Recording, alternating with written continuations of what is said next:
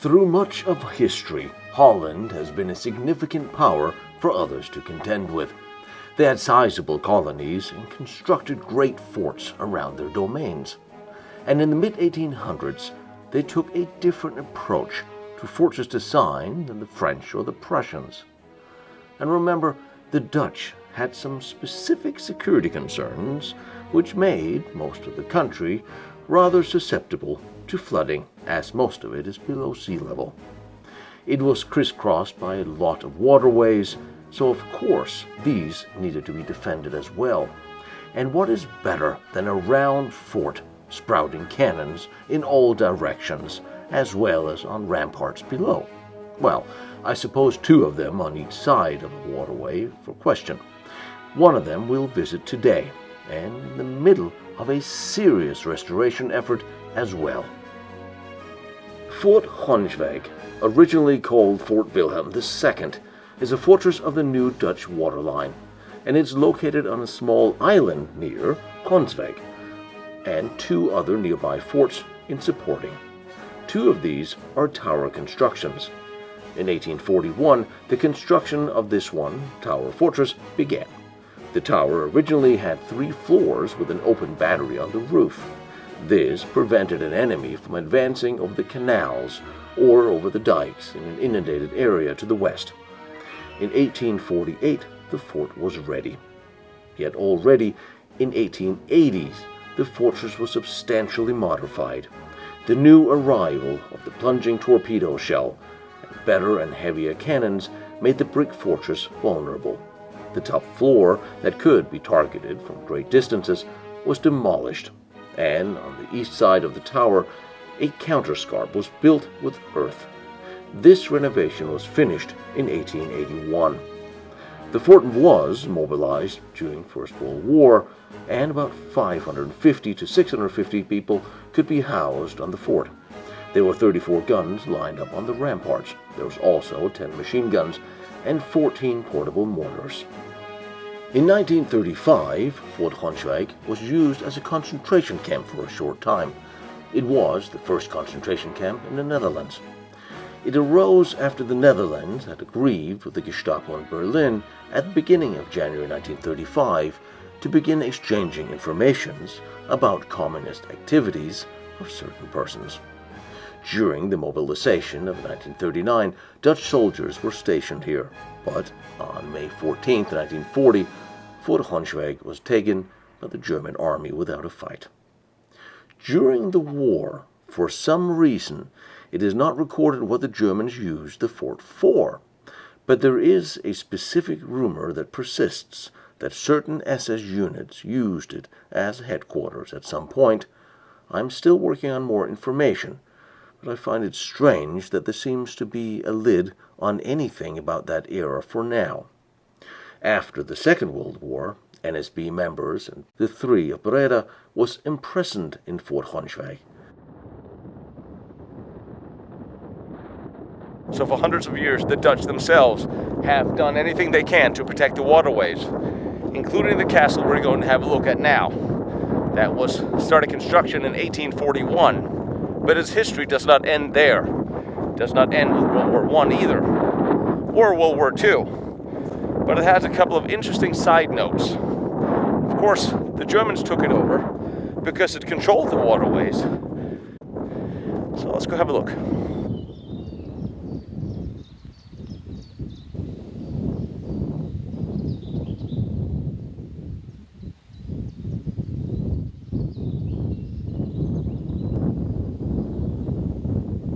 This is probably one of the most beautiful and symmetric archways I've seen in a very long time. It actually opens up a little bit on the top. It's not straight sides, it curves out like an egg. Clearly this is one of the original buildings, and behind which this lends into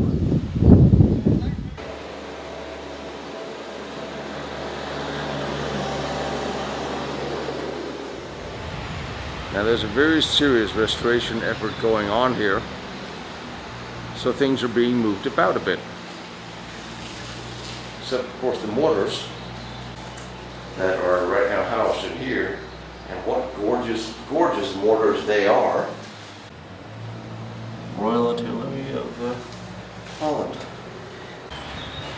And the old powder magazine here that I am now just going to sneak my way into because it's open.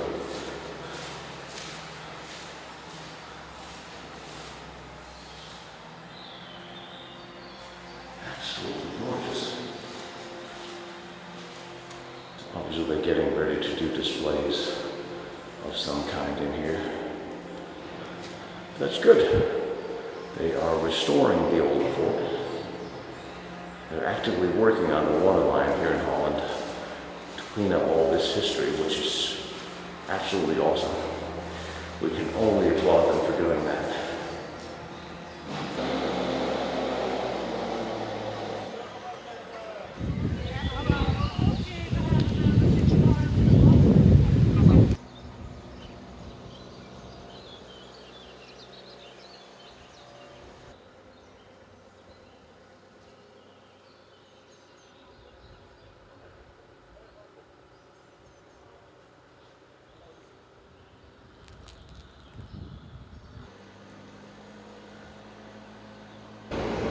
This is very cool. It's one of the old magazines, protected from an earth mound.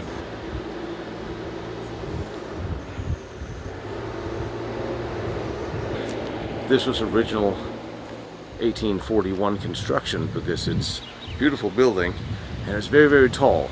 It is protected by an earth mound, and they did find out down the line that I have a very tall tower with modern artillery going on was not that safe.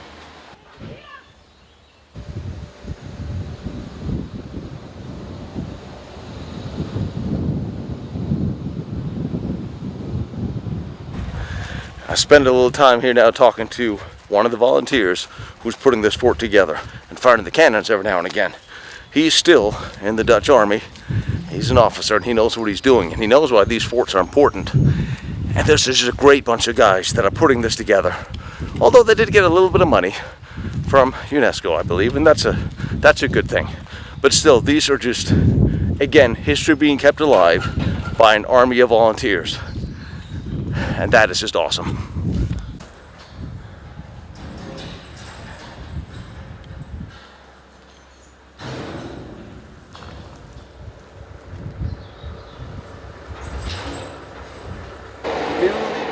Renovated doors. It's amazing. Look at all that work. They're actively restoring and renovating the fort.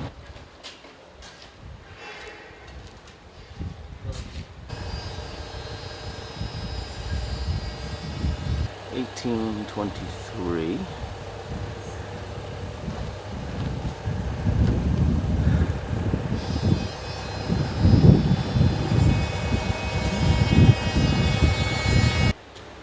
It is glorious to see that someone is actually spending a little money restoring this place.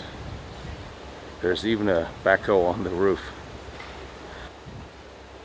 But the fort used to be taller.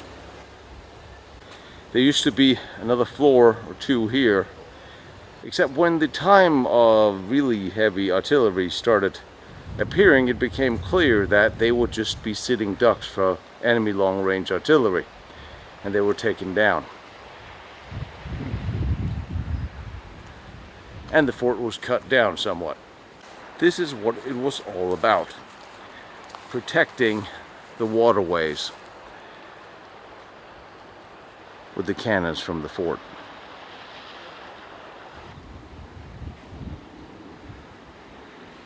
And this is the back of the fort that is protected from firing from this direction. Which makes me wonder how there would be fire positions firing over here back in the day in this direction.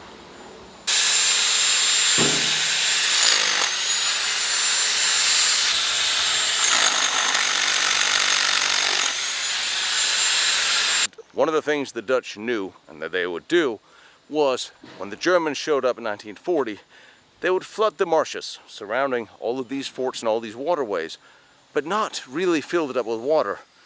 Just enough for it to be heavy going through mud. Remember, when we speak of flooding, the concept of flooding the dikes and fields by opening the dikes to hinder the enemy from advancing was not exactly as you might think, by simply overflooding the fields with meters and meters of water. It was only necessary to flood some centimeters, making it hard to impossible to walk, impossible to drive, and still impossible to also sail over. That way, an advancing army would be stuck in mud and could simply be picked off by the Dutch army.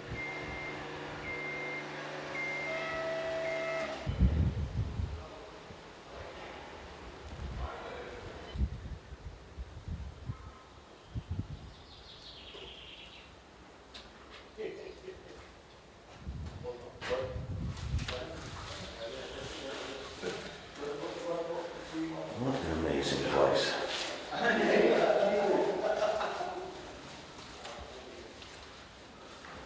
Alright, so this was built, or at least begun building, in 1941. In 1841.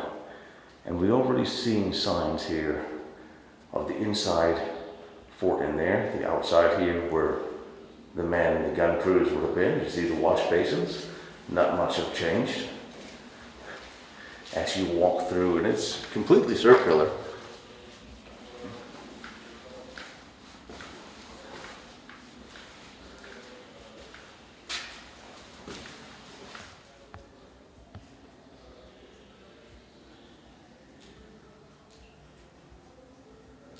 And it's interesting, when I look at this, I see ventilation next to the firing ports, just like I would see 100 years later. Wondering if that's what it actually is. But you really clearly see the evolution of fortresses, and this is intricate. And these doors are beautiful. And you come into the next level and the next round.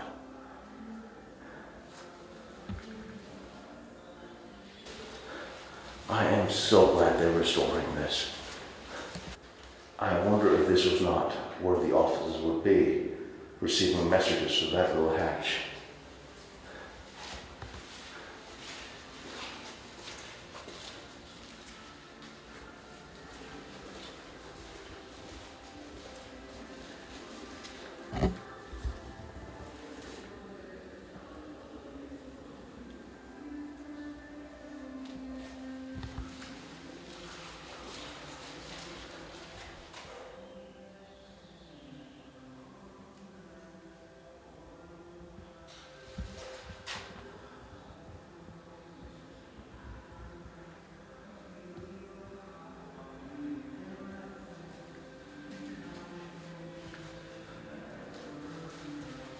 Doors and gates and a beautiful large central building. This really is something.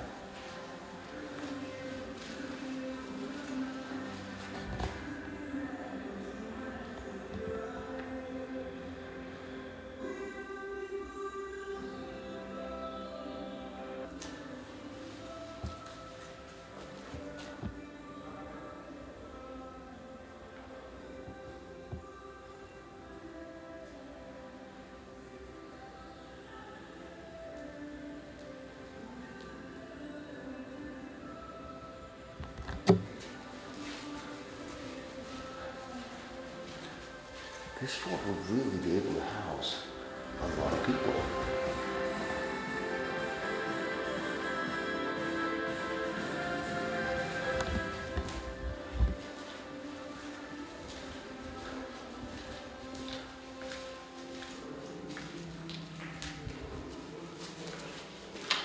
I'm walking way into the center here of the round.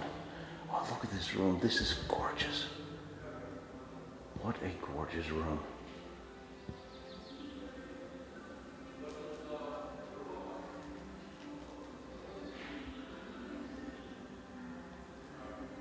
A tiny brick.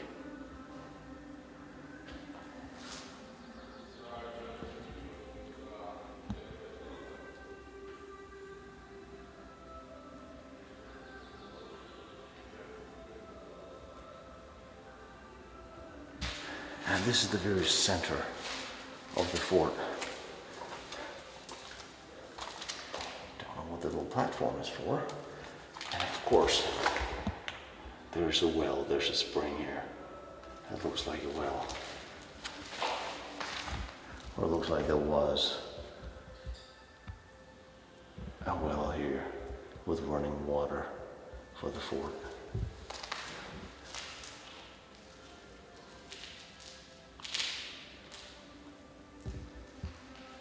Oh God, you look up, this is just, look at this.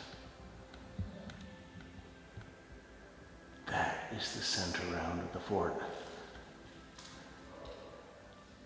With a little bit of sunlight shining through, which there's a spiral staircase from one of the upper floors.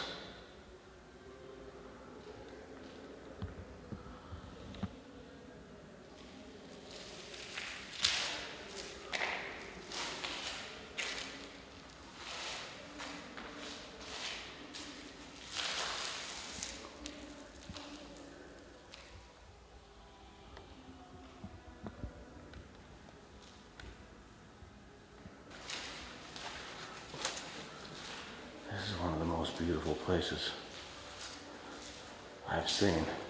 And one makes it, I can't even think about the tactical implications of the fort or the cannons or the armaments. I'm just so taken aback. And you see how thick these walls are, and then outside is the other wall. It's the outer wall, which is just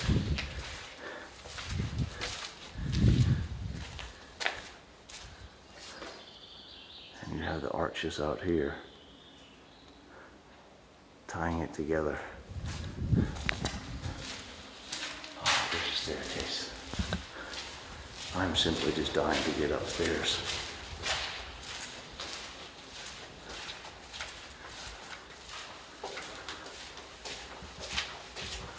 And everything is done beautifully. There's no corners cut here whatsoever. It's just, I know this is a military fort, and we should be talking about the military implications, of which there are quite a few, because this was an important position. But you can't just, you can't just walk through this and not just marvel at the architecture.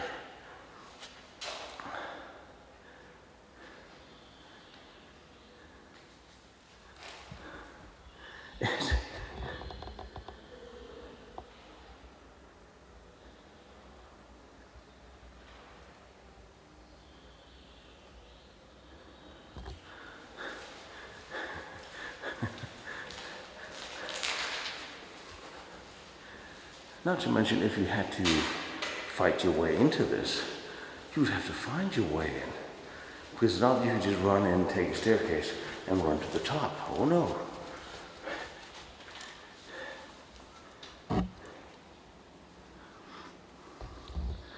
And this is the inner moat, as I'm going to call it for now, with the outer wall.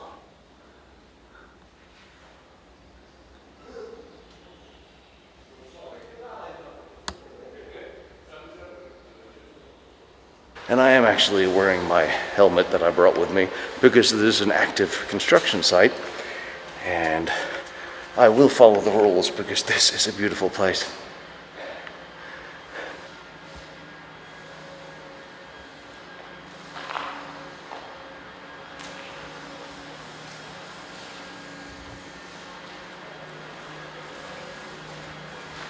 And actually, I will balcony.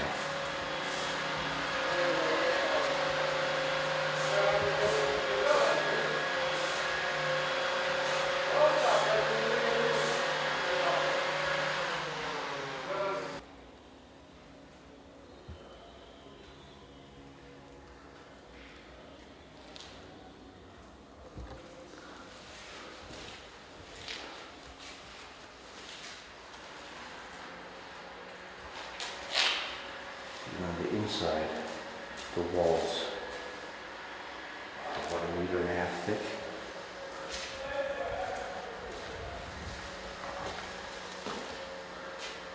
And you'd imagine here would be cannon positions, and there would be ventilation, because looking at the middle of the 1800s, black powder smoke and dust would just choke the air.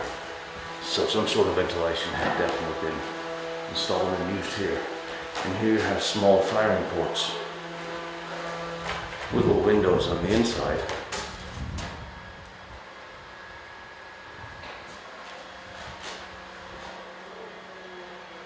And the details.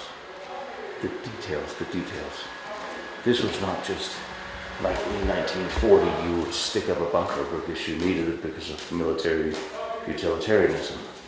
This is a fortress that was built, and it was built to look amazing as well as be sturdy.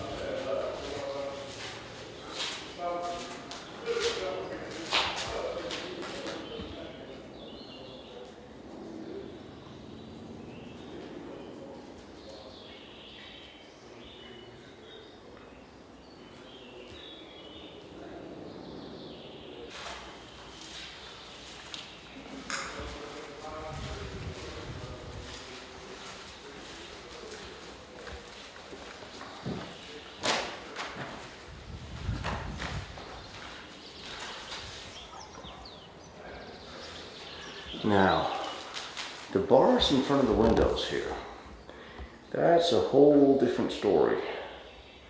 That is somewhat different. Because I'm not entirely sure what happened. And here you have a sloping floor with a ramp. So of course you could wheel up a cannon onto this floor and just about fire out of here. Nope. You would have to go through to these to be clear of the inside moat, or the inside wall, which begins here. So back here, the fort will be protected from fire, because nothing could reach the fort in here because of the outer wall. Which is interesting because even in here, the windows are the same. The firing ports are the same, despite the fact that you are actually looking straight into a wall. Which is very, very, I mean, it is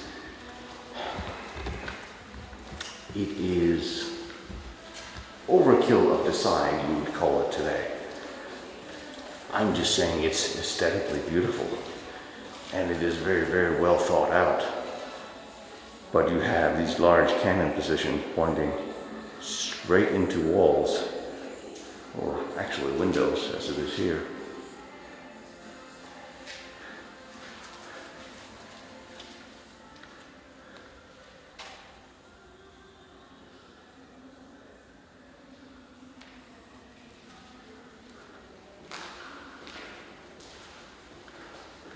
And here in the floor is a hatch.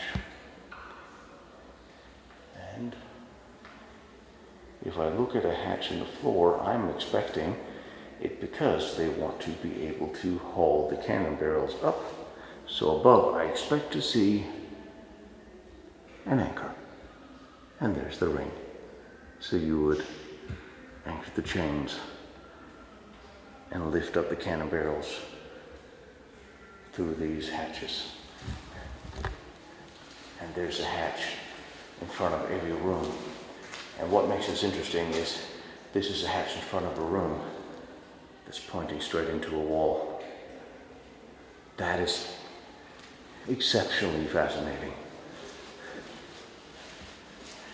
And I've come full circle, come full round, and I didn't even notice that I did. So, you always have to remember that there were revisions built to this fort. Changes were made at the time when cannons became a real concern. We're back downstairs again, at the lower level. Of course, there are several stairways up.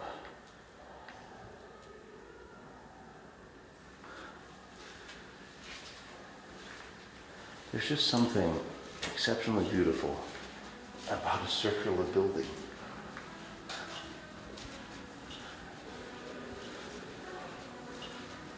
The question is now, how do I get out and inside?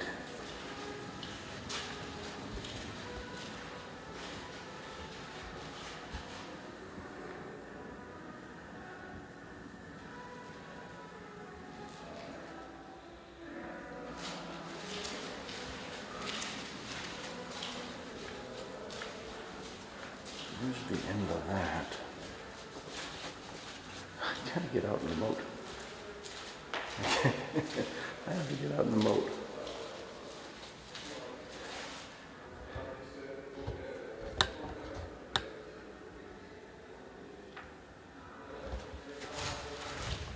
Oh, now I'm gonna have to start opening doors. All right, that's what I thought.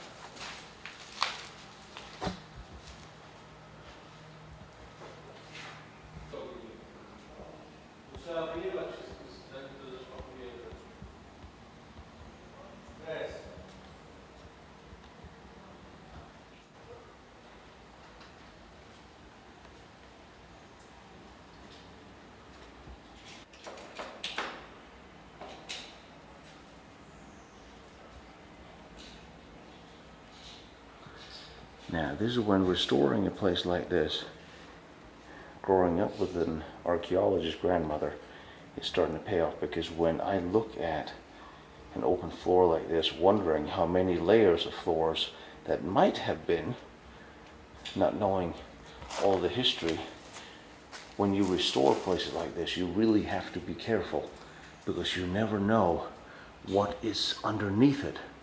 Because a lot of forts were built on top of things, on top of things, on top of other things. And you really want to preserve those layers to find out what they were. Like I said, fortresses are always built with the same motivation in mind. I see a tunnel that lights up.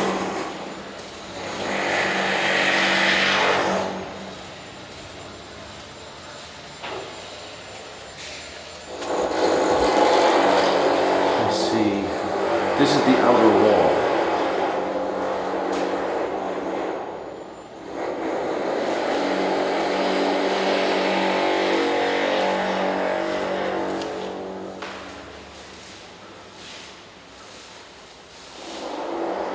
So those have been covered up.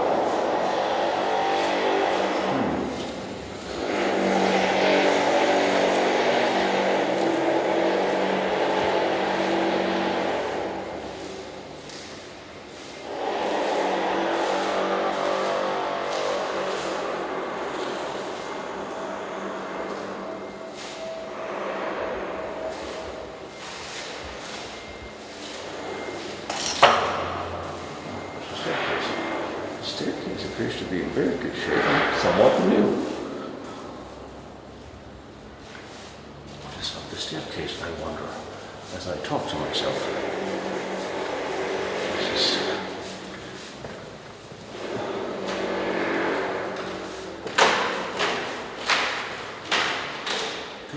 This is the outside powder magazine that has some work done to it. And this was not a powder magazine at all. Very faint. There's an arch here. I wonder over the years, several evolutions took place with this form.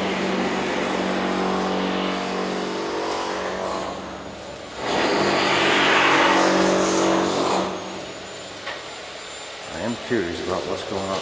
This is the out. There's a tunnel out on the other side of the moat here, like a foray port. With the dude behind it trying to break it down. So you can get through it again. This had been bricked up at some point.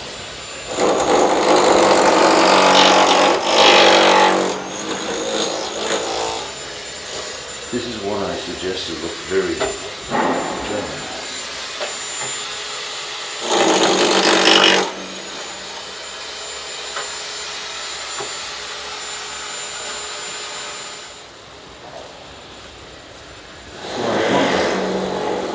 I wonder if this is a foray port, and this would be a close defensive position that had been bricked up in this little room. That would be in here.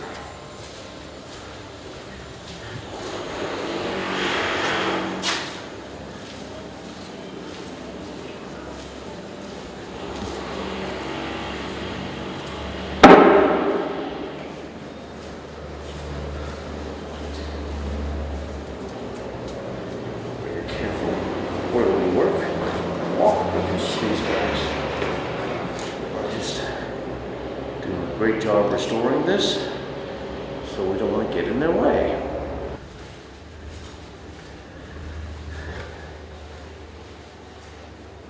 And here under the light is one of the water pumps, which is absolutely awesome. Of course, there will be a ground well for this. We have in here.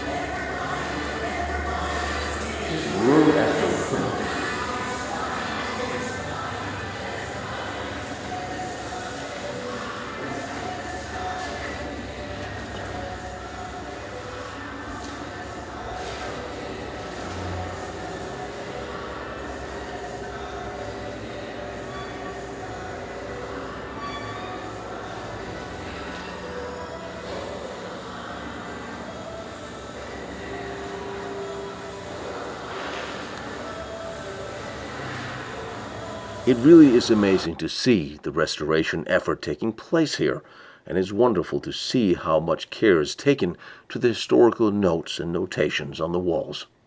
All over every space. Is that the count of what was in here? There are so many things that we don't know. This is a powder magazine, right? So sometimes they would leave, whenever they would put something in, they would write in crayon what they put in and what they took out. But I mean, 1235 is a little. Every how you call this? All over. You're right. If you see that,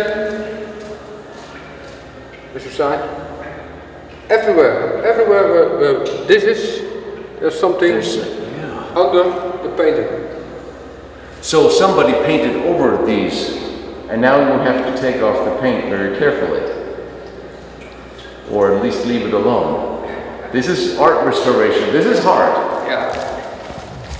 You saw it upstairs? No, I'm going upstairs now. Show you? Yes, absolutely. The hardest thing about art restoration is from back in the day when you would, a lot of times they would fix paintings by painting something else on top of it. Yeah. There are so many stories here.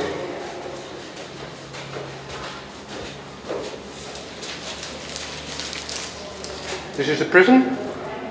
This was a prison from 1935. This was an old prison, yes.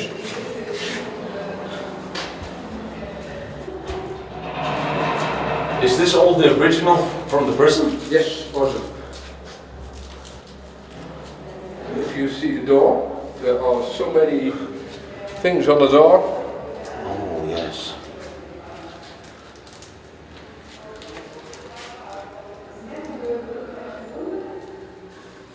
Calendar, dates, everything. That's amazing. So this... German. So was this used as a internment for Germans after the war as well? Yeah. Yeah. And it was used... What did the Germans do with it during the war? What were they doing here? I don't know. I mean, they built bunkers Yeah. around. But not this one. No, They this one. have much older. Bunkers there are everywhere, yeah. Yeah. But the Dutch built bunkers before the Germans got here from the 30s. Yeah. And then the Germans used them and built more. Yeah. I heard the SS was stationed here towards the end. Yeah. I really don't want to disturb the ladies back here restoring the artwork on the walls, because it is really time-consuming work. But it's really important work because most of the soldiers, the units, even the prisoners that were here have written little messages on these walls, and it's really an important part of restoration to preserve and keep these. Now, this is the outer Scarp that wasn't built until the late 1800s, which explains why there's cannon ports in the center pointing this way. Restoring a building like this is really painstaking work. You see everywhere there's a little yellow sticker. There's a note from someone in history.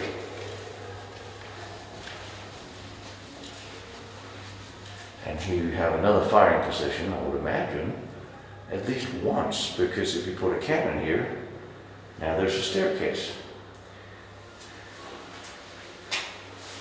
leading up to a gate.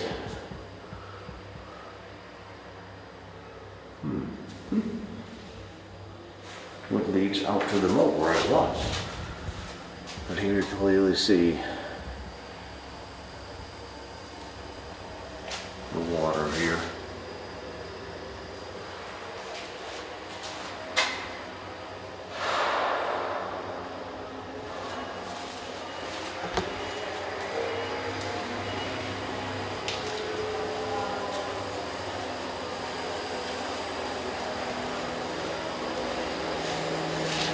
And we look out here.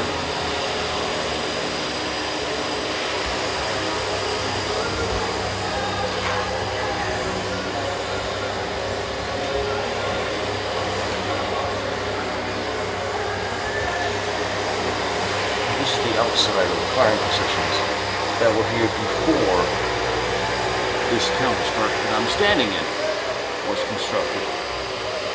So the wall I'm standing in and the whole earth bank behind it was not here originally in the 1841s when it was built. This building only came later when it dawned on people that long-range cannon fire was accurate enough to destroy the top floors of this building from a distance. So the 2 floors were removed, so the 3 floors were removed.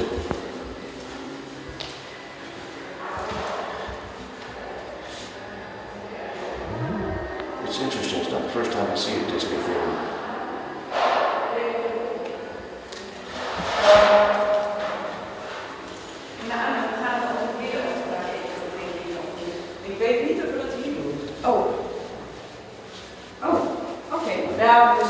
Coming back through. Ja. Won't ask any questions. Ja.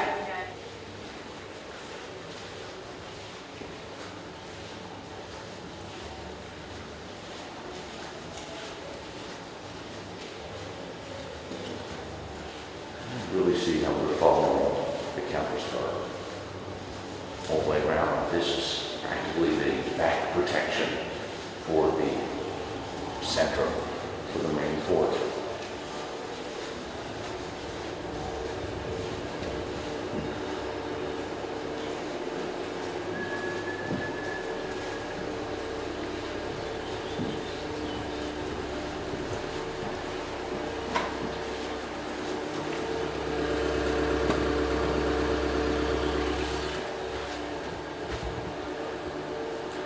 This is the other side.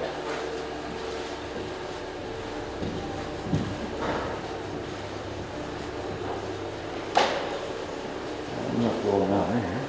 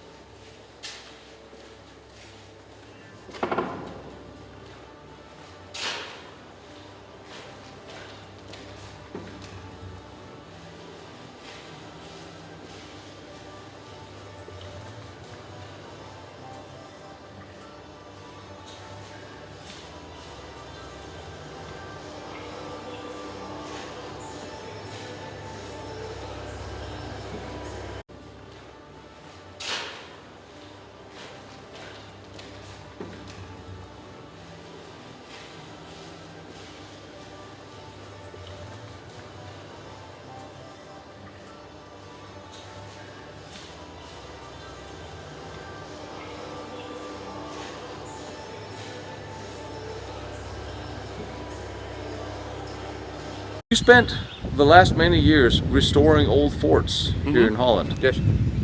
How has that been? That must have been fascinating. Yes, I like it. I like working on the fort restoration, and I started with Fort Altena in Sleewijk, Fort Bakkerskil, Werkendam. We built there two same bridges. Then I think 1 year later we go to Fort Vechten. We built there with a lot of guys from Van de Ven company. I think 1.5 years. Only restoration from building roads, ground, all the fort, everything. And having located the people with the key to some of these buildings, I realized that they are my favorite type of people. They love beer and cheese and historic locations. And then I found the two people with the keys. And they have beer too. We do.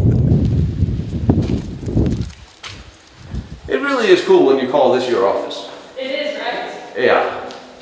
And it involves beer as well, so And doesn't it's- get better than that. So this is one of the interesting things that you have to know, because you have to know. The French soldiers, they had half a bottle or a full bottle, depending on what job they did, of wine per day. Yeah. What did the Dutch soldiers get? I'm hoping for them a lot of beer. I'm assuming that you need quite some beer to get the courage to go into the fields every day. But Well, they're actually stuck in the fortification here, so I guess they really wouldn't be going anywhere.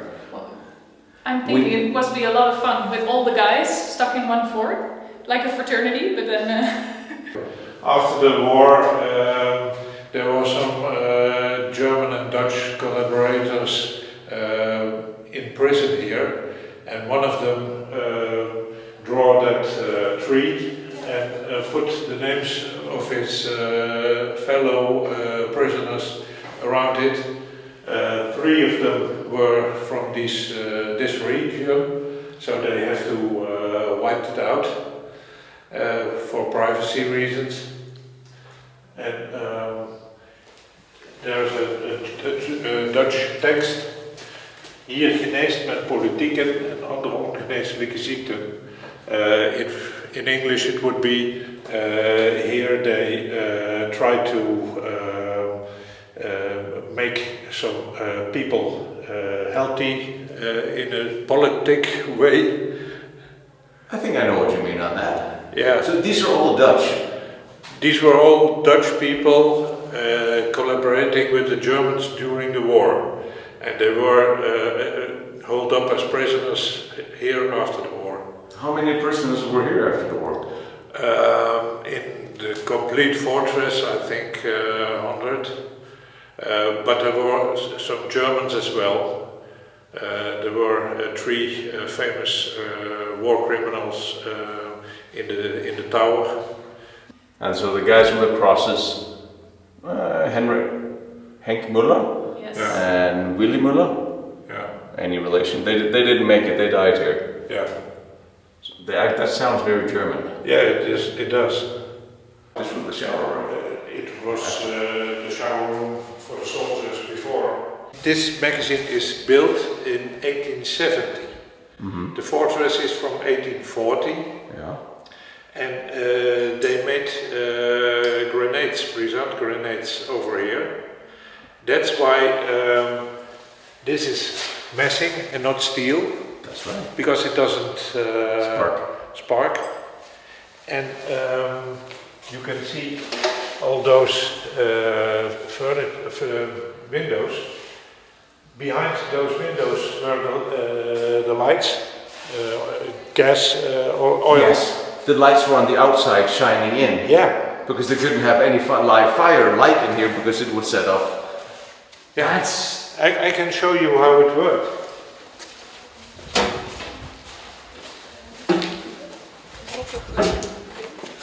That's what the hallway is for. Yeah. And this is for the air supply, and that's for the smoke from the lights. So tell me you have one of the lights. No, I'm sorry. The hell disappeared. And that's why everything is. And that's why this is not of steel. Yes, it's all brass. Yeah. And it's polished brass. It's newly polished brass. Yeah. It is nicely restored. What a wonderful place to have a brewery. Right? So do you brew the beer in here as well? No. We hope to soon, but we have to get the right installations. Yeah, it almost goes round, not entirely. So you'd still have light in every direction.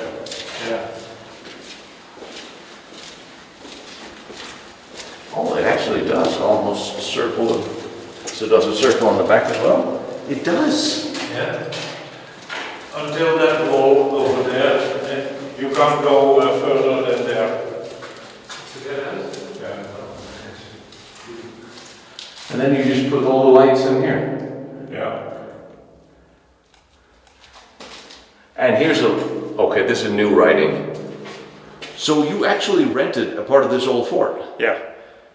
Which is one of the things that will help keep it alive and restored. Yeah. How did you come get that idea? Our council bought it from the Ministry of Defense for €1. They put several millions in it to restore it, and now they have to pay back. And that's where we renters come in, and we rent parts of the building, and we pay those millions back. due time. So that must come with some stipulation that you can't just do whatever you want to do. Yeah. You have to restore it in some way or keep it. I have to keep it. Hang on, how did the brewing beer, how did we get from the cheese and the ham to the beer? We like food, both of us.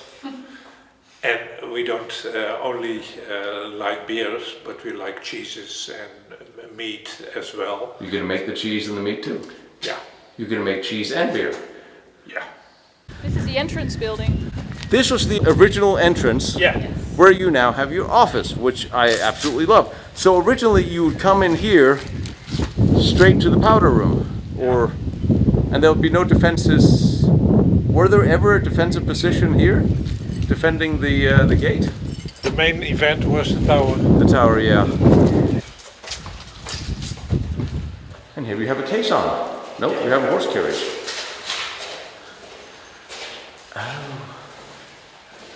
Is that a Statue of Liberty? Yeah. The fake one. No kidding. The real one, the original one. Why? Oh, why? Besides the fact that it was Dutch, why? I don't know, actually. I didn't put it here. But you're taking the blame now, so. And that's the big door for the big key. The big door for the big key. Yes. And the small door, also with the big key. This is where our office is. And these are all the original doors too. Yes. People were smaller back then. So we kind of made our office here. As you can imagine, getting Wi-Fi inside of the building is kind of a challenge, but we managed. And if you join me over here, the soldiers left a little decoration from when they were alone. I see legs. Right. I am seeing the precursor of an old CC Top video. Yeah. So also for privacy reasons, probably her head went missing. But I think we can see an arm here and a wire that is probably connected to a telephone that you can see small bits of here. So she was probably meant to make them think of the girls waiting at home. But it's a later decoration because of course telephone was invented a little bit later, but it was. I guess it must have been. yeah. And you had something here as well, or? Yeah, it's some drawings and things that people put on the wall. Set 1885. 86, I think. 86. And this is Van de Werf, so that is a name of someone, but I don't know who it is, to be honest. So this was just a guard building back then when the guards were here. Yeah. Now, So probably they did like registration here and even these looks authentic. Are they restored? They were the original ones restored, aren't they? yeah. They really try to keep the original look and feel. All the details. It's built to look beautiful. It's not. Exactly. There's nothing here that's just sort of left to chance. Exactly. You will also find some stone factories in the area because they had to bake a lot of stones to make this possible. So along the Dutch Waterline, you will see many of the stone factories as well because they had to make so many bricks to build these facilities. But I really appreciate that they tried to make it look pretty as well. So, I agree. yeah, it's strong, it's lasting, but it's pretty too. And it's being restored. Yeah. Which is even better.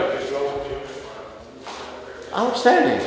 Is it your horse carriage or is it just sitting here? I'm not really sure. And these are the original doors and everything.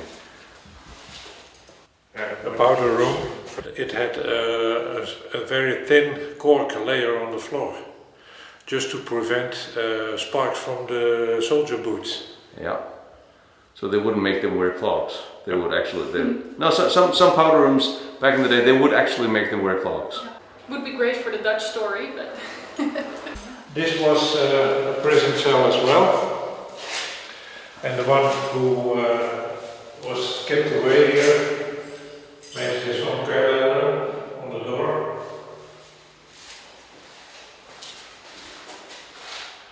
As you can see. Oh, he did. Yeah. Ooh, why is there no yellow tape on that?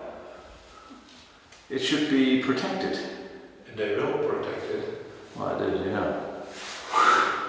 Okay, so there'll be no looking behind the door. And we will fill the space with cheeses and hams. Really? Yeah. So you actually rented the building, or you buy the building? We rented the You building. rented the building, so you rented the part of the old fort for the brewery? Yeah. That's amazing. I would do that. There's still a text here. Oh, yes, there is. And there is a text here as well. That's in Dutch. It's B-A... It's hard to read. G-O-E... It is, because it's... House goede moed of zo. Zou Yeah. het kunnen zijn? Keep good faith, Something like that. something like Yeah. that. And you can tell the letters are definitely that vintage too, but people don't write that way anymore. Yeah. Hier wordt niet gekankerd. In Dutch, hier wordt niet gekakkerd. It means they don't swear over here. Now Scandinavia is full of burial mounds. But that'd be a very, very large chieftain in this one, if that's what this was. So I'm gonna go with powder magazine on the other side. These are very, very large. Now this is a powder magazine, but the construction is very different than that of the others that we've seen. This looks much newer, much more recent. This is cement. If this is not a restoration, this almost looked like World War I, World War II type of material. It's the same size and the same shape. I don't know why they would build it in the same structural style as the old one, but this is clearly newer. This is clearly little cement outcroppings over the doors. This is clearly a new design for one of the world wars or before. The doors are most likely newer as well, but they kept the style of the old magazine, so I don't know if this is a repair or what happened here. There appears to be patches as well, or just natural wear. When I look around and the ground upon I'm walking, I see these slabs of cement that I see a lot around German World War II construction. So I wonder if the Germans had some hand in this during the war, because they occupied this fort and used it. Even before the war they used it, and that's an interesting story. Certainly it's protected from fire from this direction, from the rear. The powder magazine. Way over on that hilltop. There's a powder magazine there. There would be a string of forts. Huh. Just on the other side of the fort, there's something interesting. Here is what looks like a very small pillbox in between two segments of waterways with a steel roof that has lost its head. This was built by the Dutch army prior to World War II.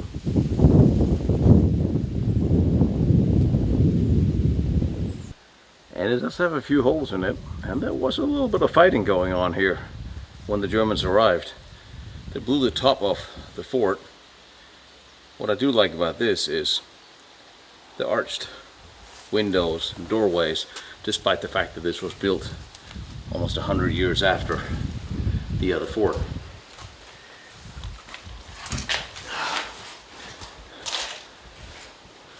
But this really is all there is to it. It is a little room with a couple of windows that lost part of the roof, and you have steel beams across here, some wood for hanging plates for insulation, I would imagine. Don't know when this is built, but these are very large if they're supposed to be firing forts.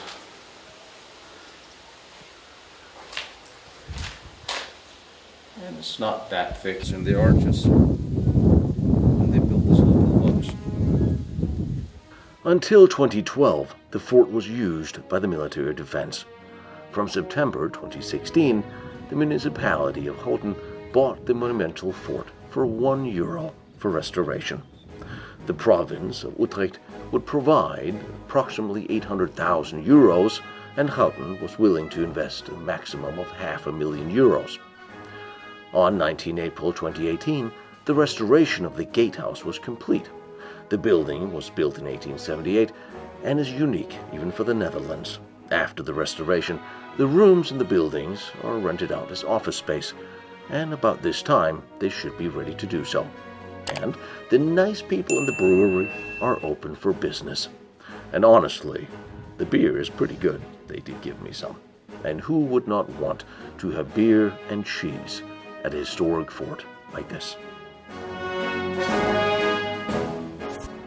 Behind me is Wernher von Braun's first test stand. Down the road is Diebner's nuclear reactor. Over there is the Maginot Line and all its amazing forts. I'm visiting them all and I'm bringing them to you. So I really appreciate you like, follow, and share what I'm doing, trying to document all these important historical locations.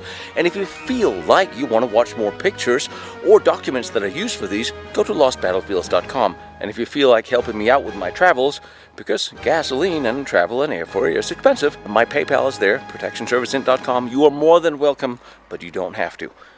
I appreciate all your support and all your help, and I love seeing these locations, and I love bringing them to you.